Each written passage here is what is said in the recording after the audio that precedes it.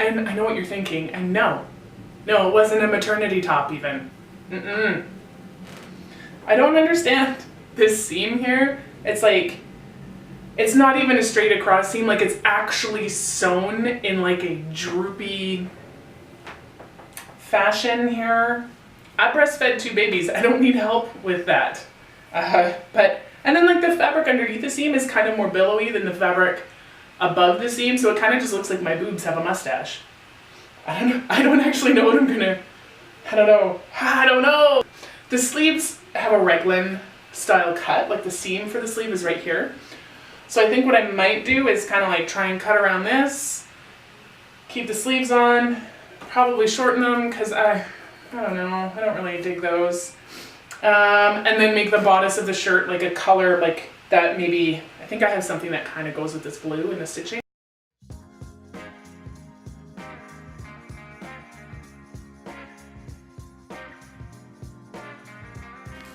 So here we are, I have my stitch ripper and my scissors, and I'm going to use my stitch ripper to pick the seam out of the sleeves and remove both sleeves from the shirt. It takes a long time, so I recommend having a good podcast handy.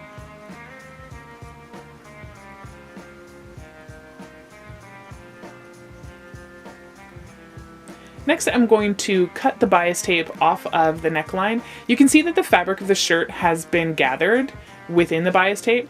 So I'm going to keep the bias tape together so that I can measure it later and make sure that I have the right length in my neckline.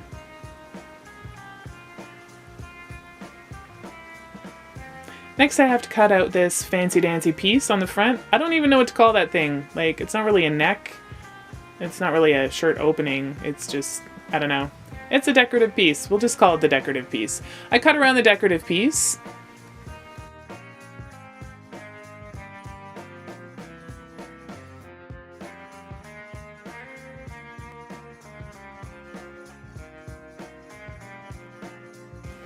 Next, I'm going to press it out. There we go, both sleeves and the decorative piece. So I've already pressed the front after folding the side edges down, and you can see the lining is kind of sticking out there, and there's that seam on the side. I'm going to remove that so that when I fold my seam in, I don't have that extra bulk. And I'm just going to fold the back piece now to match the front piece, and I'm going to pin as I go, and I'm using pins with glass beads. I always use pins with glass beads because if I ever need to iron on top of it, I can. I don't have to worry about the beads melting into my fabric or into my iron or into my ironing pad. Yeah, I just like them better.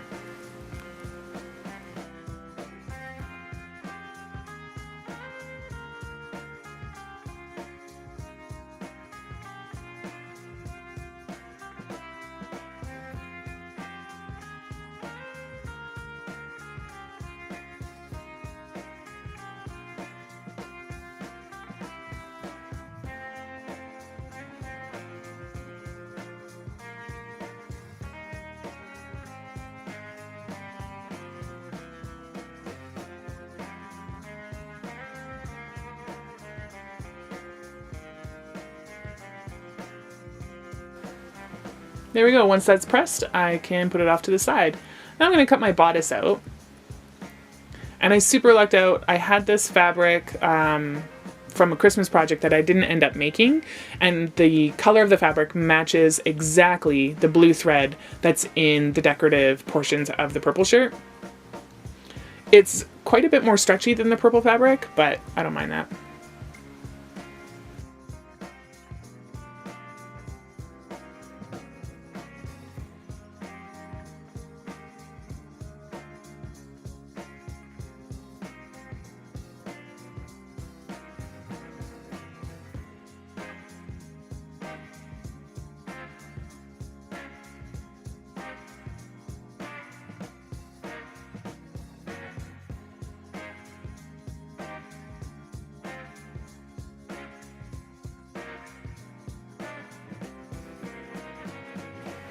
I'm leaving a generous seam allowance around where we cut that piece out of the neck, just because I need to account for what we folded in behind it.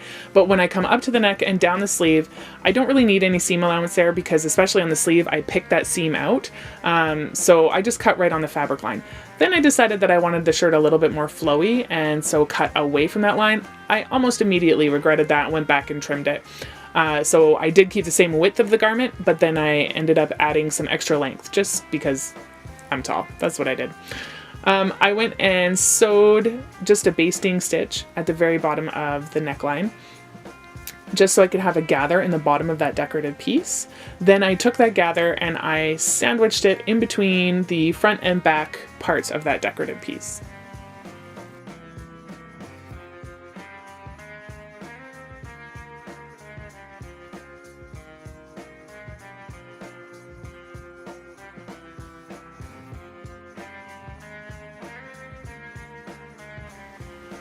I'm just putting in an extra loop there of my basting thread, just so that it doesn't loosen up on me while I'm moving the fabric around.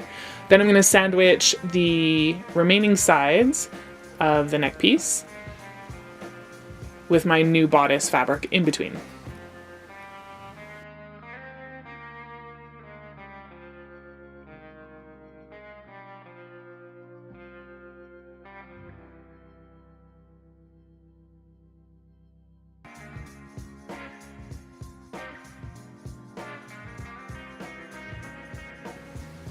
And away we go. Throw a top stitch on there and it's good and secure.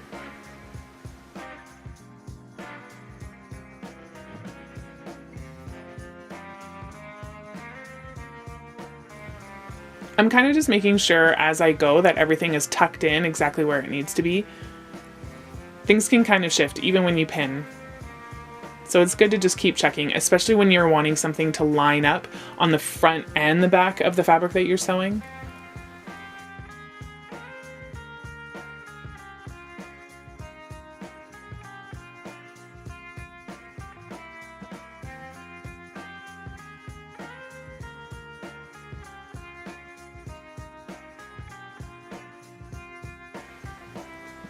Next, I'm going to take the front and back of my bodice, and I did the same process to get the back of the bodice as I did for the front. I just laid it out and cut around it, around the original piece.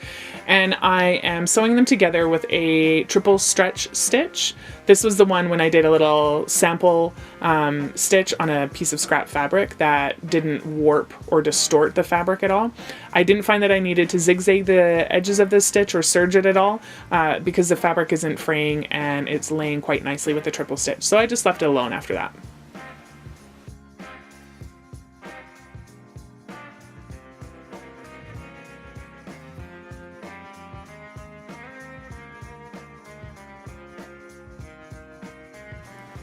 Next, I'm going to pin the sleeves back into the bodice. And I'm going to sew that with a straight stitch. Now this purple fabric will fray, so I did zigzag after I straight stitched those through.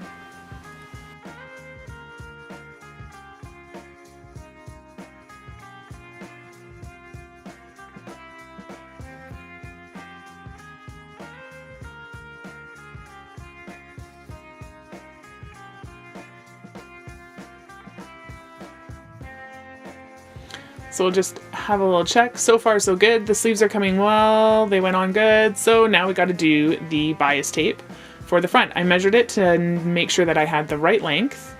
Although because this fabric stretches a little bit more, the neck will open a little bit more, but I'm really okay with that because I think it'll make the sleeves come down a little farther, and then maybe I don't have to mess around with them. I'm going to cut a piece of, in quotations, bias tape. I know I'm not cutting it on the bias, but I don't really need to because it's a stretch fabric anyways. I tried putting the fabric through my bias tape folder, but because of the stretch, it just was an absolute nightmare. So it was just easier, since it was such a small piece, to just pin it right to my ironing pad and go from there.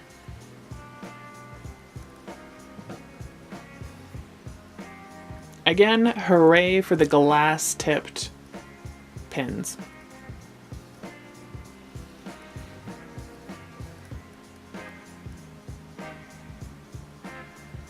There we go, got the whole piece done. Now I've put a basting stitch through the neck But because of technology, somehow I missed the shot. So it's in there.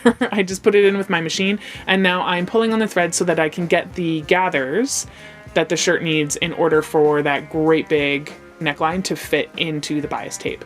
So I'm marking the middle of my bias tape, and I'm going to put that in the middle back. I like to anchor bias tape when I'm putting it on anything that's gathered in a few spots, just so that I can make sure that my gathers are going to be even and I don't have like all my gathers on one side of the garment and then it's lopsided and I don't know, people stare, it's not good.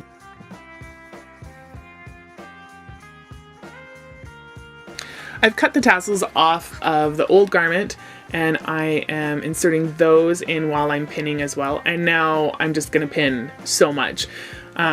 I find when I'm gathering something and putting it inside a bias tape and there's any stretch at all, there's just so much room for things to shift when you're going from pinning to actually getting it through the machine. So I just use all the pins, just use them all.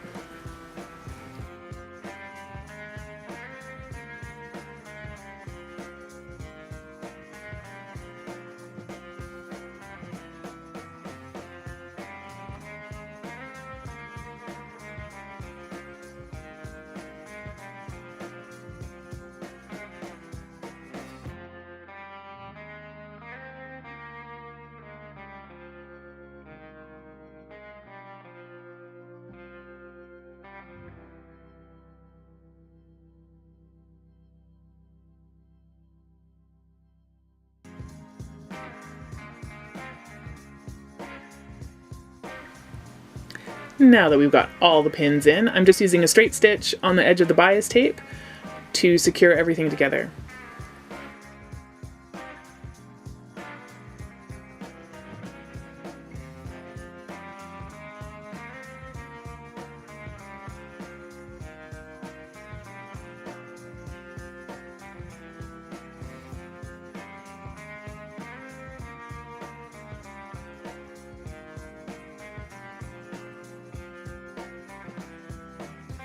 And when I get to the end, I turn the garment just so that I can sew across where that tassel comes in, just so I can make sure that it's super secure. Next, I've already tried on the shirt and marked where I want the hem to be. Turns out I added way more than I needed to.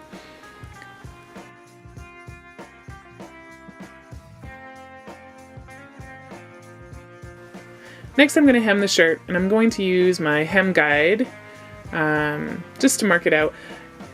If you don't have a hem guide, don't worry about it. I got one in a box of stuff at a garage sale. I've never had one up until then.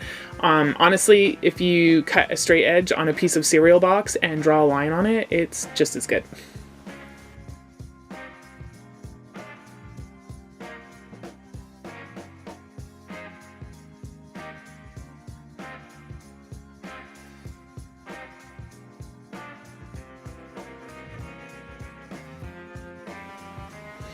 And now I'm going to take it to the machine, and I'm going to use a zigzag stretch stitch to lay the hem down.